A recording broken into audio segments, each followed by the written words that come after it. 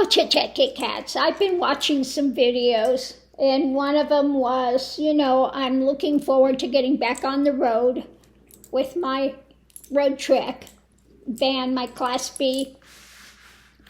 And I've seen some people putting out videos about these little teardrop pull trailers. Now, one guy, they made it out of foam. Well, my question with that is that, it's going to be really lightweight to pull, but what are you going to do in heavy wind?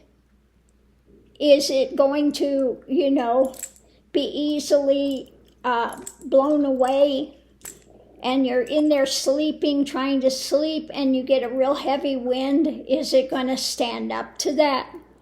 And there was another one, a woman that transformed another little teardrop camper, that she puts all these things in it. She puts a dresser and 2 big lounge chairs and all this stuff in to carry it. Then she gets to where she's going, and she puts up this big canopy, and then a changing room and all of that.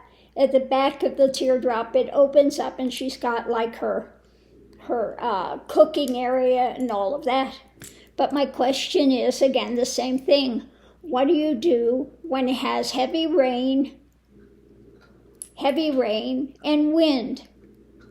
Now, if you've got this teardrop camper loaded with easy chairs and all this other stuff, what are you going to do with heavy wind and rain? You can't have that big canopy out there. While it looks lovely where she's at now, the big heavy wind and rain, that's not going to, I don't see how that's going to function. So I'm looking at these going, well, it looks good where they're at now, where it's calm and it's quiet. But with these crazy weather patterns we have going now, what are you going to do if a big storm comes up and you're out there with these big canopies and stuff? What are you going to do?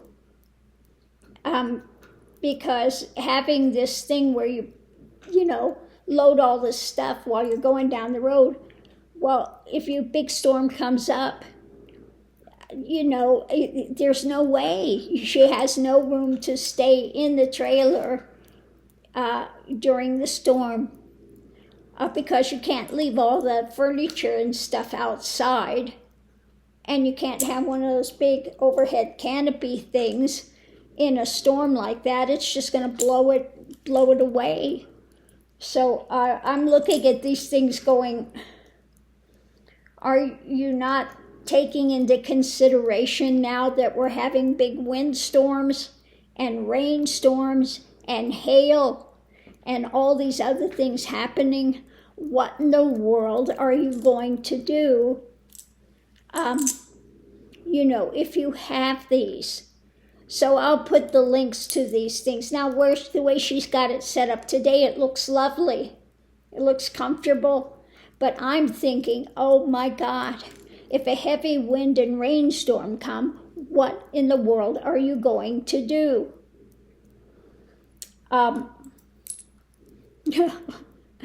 Call me crazy, but I don't think I would do this. I